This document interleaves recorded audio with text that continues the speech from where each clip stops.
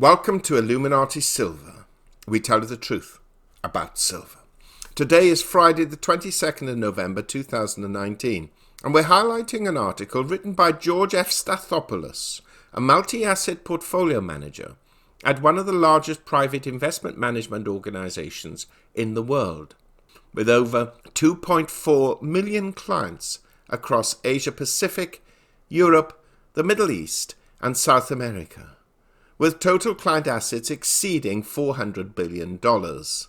We are, of course, talking about Fidelity International. In this article, published in this week's Financial Advisor magazine for investment professionals, George puts the case as to why China is still an attractive option for investors. So let's investigate.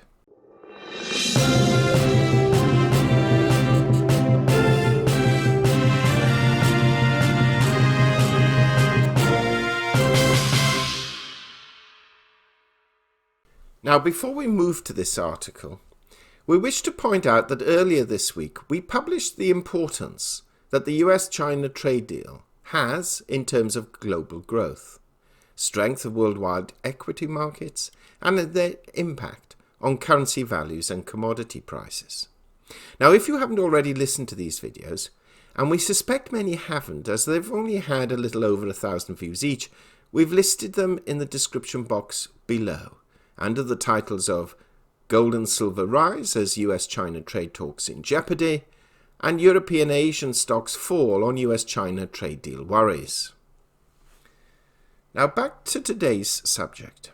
Now, unlike many other channels, which focus on gold and silver, where they show you nice shiny coins and bars, which incidentally we actually like watching, we tend to focus more on what impacts their prices, and how certain events can and may act as catalysts for either upward price movements or downward price movements. You see, there are broadly 5 types of channel out there dealing with these subjects. 1. The genuine enthusiast who collects gold and silver and displays their acquisitions. 2. The pumpers who paint global Armageddon pictures in the hope that you rush out and make purchases primarily from companies they either own themselves or are associated with. 3. Those who primarily focus on technical analysis and using various investment analyses and algorithms attempt to predict future price movements based on these financial calculations. 4. Those who, without any real experience in this field, just repeat the talking points on websites such as Zero Hedge and repeat Peter Schiff's or Mike Maloney's talking points or views. And 5, us. Now, we're in a category almost of our own. We watch and listen to the pumpers channels. We watch and listen to the technical analysis channels. We watch and listen to those showing us the latest pretty gold and silver coins and bars. But we also do a lot more. We have our own investment algorithms, which include technical analysis, fundamental analysis, but also include equity market calculations, foreign exchange markets, political developments, geopolitical activities, and international banking and finance developments. We then try and condense these into relatively simple videos, not always achieving the goal, but we attempt to do so, which hopefully everyone can understand, without any bias on our part, as we are either fully or semi-retired, and do not have a play to make per se. We're not linked directly with any bullion house. We do not sell our own gold and silver to make a living. We do not create clickbait videos in order to attract tens or hundreds of thousands of views to either become famous or make a living from YouTube. If that was our intention, we have certainly great failures in that respect. What we do attempt to do, however, is to provide strong objective advice, or views perhaps more than advice, based on, in my case for example, nearly 40 years in the financial services and investment industry. So when we talk about equity investment, We're not trying to advise you to buy equities. When we say we believe gold and silver prices may fall, or rise for that matter, we're not trying to advise you to sell what you hold or to buy immediately. We have no agenda as far as this is concerned, but to hopefully guide or at least inform you, our listeners, to make reasonable choices for yourself, after having received as much relevant information as possible to allow those decisions to be informed rather than just follow the herd. Now, this is a very long introduction to today's video, but there is a reason for it. We have highlighted for some time the true importance of China on the global economic stage. Now, in fact, indirectly, the pumpers do this too, as they often quote China as the country which is continually buying gold and silver with a view to backing their currency with it and thereby destroying US dollar hegemony. Now, we have also cautioned, certainly of late, that China's growth rates, whilst considerable compared with many other parts of the world, is slowing down. And they could, due to high levels of debt, to some extent funding this growth as a result of that debt, be in progress for a rude financial awakening. We generally see others equally beginning to write China off as a basket case, about to implode or explode into complete ruin. We don't necessarily agree with the latter point, but that appears to be the natural extension of concern. So when we saw this article written by George, we simply could not resist to advise you of it, as it provides a somewhat different picture. And we believe we should all, from time to time, step out of the belief bubbles we often create for ourselves. So let's listen to what the article says. China, still an attractive option, by George Efstathopoulos, multi-asset portfolio manager at Fidelity International. In the past, Chinese stimulus has helped reflate the world, and 2009 and 2015-16 were prime examples of this big bang approach by Chinese policymakers. But are things different this time around? What we are seeing now is a much more targeted approach. This leaves us more positive on the outlook for China, but the rest of emerging Asia, and indeed the world, will not be riding China's coattails. The latest evidence of this small-scale easing came in early November, when the People's Bank of China cut the medium-term lending facility, a key policy rate, for the first time since early 2016.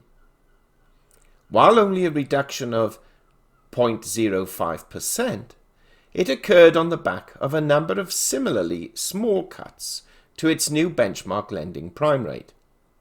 The cumulative effect is therefore closer to what developed market central banks would consider a conventional rate cut. While this series of small cuts is unusual during a period of rising consumer price inflation, much of this figure is a temporary effect from swine flu on pork prices, and core inflation is around 1.5%, or about half of CPI. This time last year, China was slowing meaningfully. While this slowdown coincided with the onset of the trade dispute with the US, the primary driver was the Chinese deleveraging campaign. Myriad policies were enacted in 2016 and 2017, including money market rate hikes to deter borrowing, crackdowns on wealth management products, and action against the shadow banking sector. Chinese financial markets felt the pain through an equity market sell-off and a spike in bond yields, despite global financial markets enjoying a strong run over the same period, and economic growth was restrained. But we have seen somewhat of a turnaround in policy, and the backdrop for Chinese growth and markets in 2019. With the deleveraging campaign having largely met its aims by early 2019, policymakers have again shifted to measured stimulus. The nature of the stimulus is different from the past, however. The US-China trade dispute has led to some deterioration in employment, primarily in the manufacturing sector. With overall employment levels a key pressure point for China, policymakers have focused on improving liquidity flow to small and medium-sized enterprises and private companies, which are the biggest contributors to employment. This has taken the form of reserve requirement ratio cuts and reform of the loan prime rate mechanism, both intended to lower borrowing costs for corporates. In this sense, we see the primary beneficiaries being Chinese asset classes. For instance, the domestic-focused A-share equity market, Chinese government bonds, and Chinese high-yield bonds. While this stimulus may result in better sentiment for the rest of Asia, it is not of the magnitude where it will improve fundamentals for the region. Instead, what is helping drive fundamentals for the rest of Asia is global central banking dovishness and the US Federal Reserve's easing of dollar liquidity. Along with low inflation in Asia, this has allowed central banks in the region to ease policy themselves, and we see this accommodative stance persisting in the near to medium term. This should help stimulate credit growth and extend the lending cycle. China, of course, has the ability to act, but we are seeing a more measured willingness to act. While the frenetic pace of Chinese growth may have moderated, and with it the ability to support the rest of the world, we still see Chinese markets offering plenty of attractive opportunities for investors. End of article. So, George from Fidelity International seems to be making the case that we should not write off China as yet. And although growth has slowed, the country still offers plenty of opportunities for investors. Now, we have to accept that he does not go into any great depth here as to some of the financial and funding problems China is currently experiencing, or that it, perhaps in response to sanctions and certainly in response to slowing global growth, may in fact turn inwards and help develop its own domestic economy through both potentially fiscal as well as monetary policy. And with a population of around 1.4 billion, this would appear on the face of it to be a sensible strategy, especially in the short to medium term.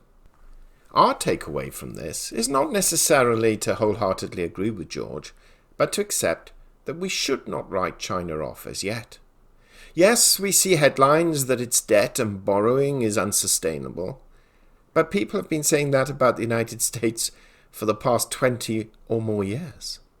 We do believe there is a fight going on, however, between two economic global giants, the United States and China, and that each knows, deep down, to a degree, that in the short term, neither can win outright, which is why there will eventually be some form of acquiescence.